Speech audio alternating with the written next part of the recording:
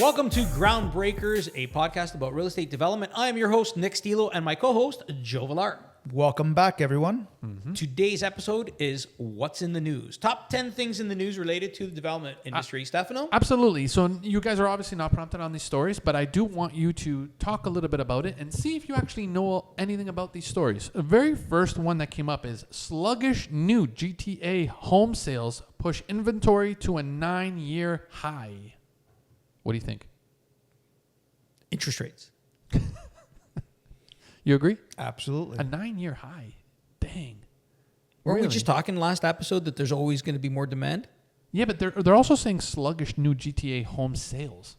How are they sluggish? you think? New home sales, Oh. not resale. Oh, home sales. new. So- New. So that's the That's, builders. that's pre-construction. stuff. Pre-construction, which is you guys. That's right. No, we don't sell condos or homes. No, wait, you just We're lease. just rentals. Just rent. You guys do condos and apartments? We have built condos in the past, but now Okay. it's all apartments. It's all apartments. Yeah. So, is that story in line with what's happening right now? The sluggish new GTA home sales push inventory to 9 years of high, or are they embellishing that a bit too much? No, they're on point there. There's a lot of launches that are flopping right now. That they're flopping? Yeah, I'm not going to name any. No, It's you not don't fair, name but any. It's just that's wild. Yep. Again. Or pe- put on hold. Flopping or put on hold? Both. Ooh. Lots of developers are putting their projects on hold indefinitely. So because this episode Launches are flopping and crashing and burning. So what about the people who are or have put money down, deposit? What happens with that if a project goes belly up? So They're to speak? protected. They're protected. They get their money Oh. back. Their money is in trust. Yeah. Oh, so they Terrion, are. Terrion protects them. That's if the builder sold with Terrion. Isn't that against the law not to though? It is against the law, but there have been builders that have sold without Terrion. We've read it in the news before. Several builders are caught selling without their Terrion. And that means you're never going to get your money back. Well, it means that you now have to litigate to get your money back. Your money isn't protected like That's it was. why it's very important to have your agreement of purchase and sale reviewed by your lawyer Uh-huh. prior to getting into any agreement with a builder. Doug Ford's new planning rule actually slowing housing construction. That's what builders are saying. Doug Ford's new planning. So do you guys feel that Doug Ford is in favor of building, or is he all about the red tape as well? What was the latest scandal with Doug Ford with regards to those Greenlands? Ooh. Do you recall that, where he had committed that some of the protected Greenlands were going to be available Correct. for construction, and then he had to scale back on that? So I don't know. Jeez. What does that tell you? It tells me that there's yeah. Okay, so he's a conservative. So He's a you would conservative.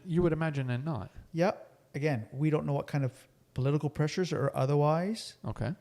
convinced him Okay. to backtrack on that. But it doesn't send a good message, does it? No, not at all. Some of the golf courses are now being pulled out of certain condominium or complexes because they said that it's just not in it for them to build anymore. So some of these areas that were very investing in, hey, you're going to be a part of a country club, there's a golf course here. Now the golf courses are pulling out. Right. Do you feel that this is something that was inevitable? Because it requires a lot of land and a lot of maintenance to have a golf course there. But now if these companies are not able to support it anymore, Right. do you think you should always worry if there's a golf course involved? Listen, I think the whole idea about golf courses being used to develop the lands, I think down the road that's going to have to be revisited, because at the end of the day, there is no more land available to build. So I think the reason why they're pulling out this year is because of the way the market is, and because there's uncertainty in the economy. Of course. They're just holding on to And- that land for God knows how long. Right. There's uncertainty right now. So that's why the economy, interest rates, all that has a big role to play in the how people perceive the future to be. Look at that line. This is good. So in the Sarnia News Today article, they're saying Sarnia construction activity is the highest and most active in the entire Ontario region. Sarnia. Now, correct me if I'm wrong. I thought Sarnia was, how far is Sarnia from here? 2 hours. That's it? Okay. Have you guys been to Sarnia? I have. I personally don't like it at all. Now, do you think it's feasible or right for people to move there? For example, even Windsor.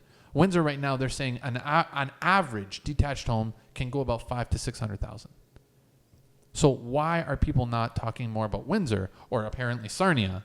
I didn't even know Sarnia was building that much, to be honest. Did you guys know about that? No, but there could be jobs there, which is encouraging the growth. That is the driver behind new homes For jobs. Is jobs. People aren't right? going to move to Sarnia and work in Toronto.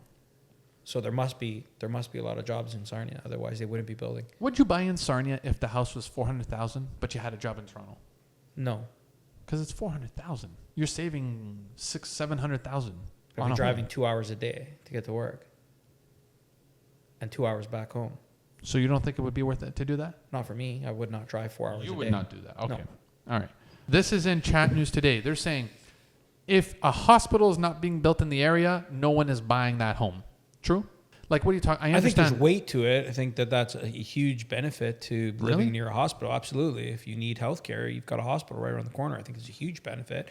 I don't think that people aren't buying because there isn't a hospital right around Would the that corner. be a deciding factor for you guys, though? No. Not for me. No, I like a hospital. No. How far could it honestly be?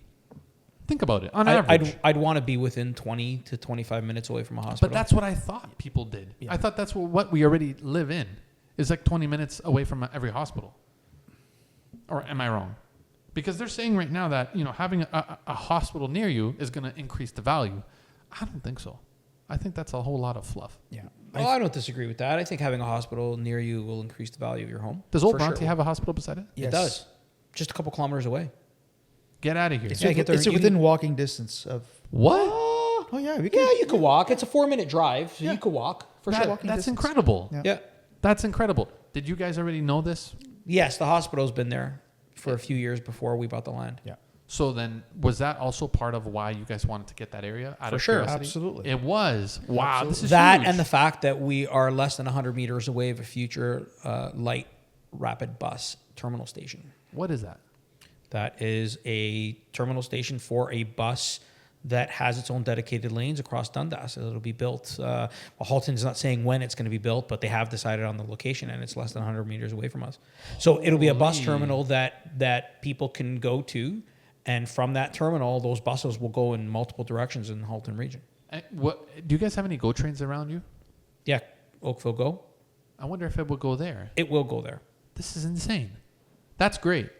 And this is already announced? It was announced. Officially? It was announced a few years ago. The location, yes. And that They're for still sure it's planning beside it, you. yes. Really? That's incredible.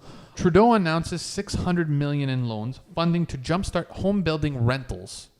Okay. So it says here, government plans a $600 million package of loans and funding to help make it easier and cheaper to build homes for owners and renters. Prime Minister Trudeau made the announcement in Calgary, just the latest in a string of pre-budget announcements aimed on winning over younger voters. Now, you guys are in the rental space. Did you hear about this, and does it affect you? We didn't hear about this particular one, but we have been working with the Canadian government for several years now, and our construction loans do come from the Canadian government. So we are part of the RCFI program, which is Rental Construction Financing Initiative, which has now been changed to ACLP, which is an apartment construction loan program. We have also been approved under MLI Select, Okay. which is also another CMHC program. So So we are aware of the money that's out there. We're not caught up on every time they top it up. Of course. 600 million or whatever. It's the number is. $600 million. So, but he also said, Trudeau said $50 million will go towards a home building technology and innovation fund, with another $50 million to modernize and expedite construction. Now, for a lot of people like me who don't understand one thing about that, what the hell does that mean? $50 million to modernize and expedite construction. The hell does that mean? Making it quicker, making it easier. 3D printing homes. I mean, you see in some countries, China, I believe, got 3D printed homes where they've got this quite literally a large 3D printer that spits out concrete and it goes around and forms all your walls. I know that the government was talking about prefabricated homes. In fact, Trudeau was just walking through a warehouse a couple of weeks ago where there was a prefabricated home there. You can build it cheap in a factory. So you've got now jobs that are in a controlled environment that are building, and then you just build it on site with a small mobile crane and assemble it in a couple days. Would you guys ever look into that? Sure. You would, really? Yeah, why not? I don't know. We're doing it now. Our 440 ESSA building, which will be starting construction very soon, God willing, is a purpose-built rental in Barrie, and that one is a full precast building. So all of the vertical walls and horizontal floors are being pre-built, precast in a factory near Hamilton, and will be shipped over in trailers, and it will be put up like a Lego building pretty much. Wow, sensational. So that's just one technology that's there, but I can see where the Trudeau government is going with this. See, now that makes sense. Okay, all right. And then the very last thing, guys, is help me understand this. In Winnipeg on Thursday, Trudeau announced $1.5 billion to help nonprofit acquire more rental units and ensure their affordability. What does that mean? Give more money to Habitat for Humanity. Yeah, social Social programs, yeah. 1.5 billion. It's going to go quick. That's going to go quick? Oh yeah, Absolutely, it'll go quick.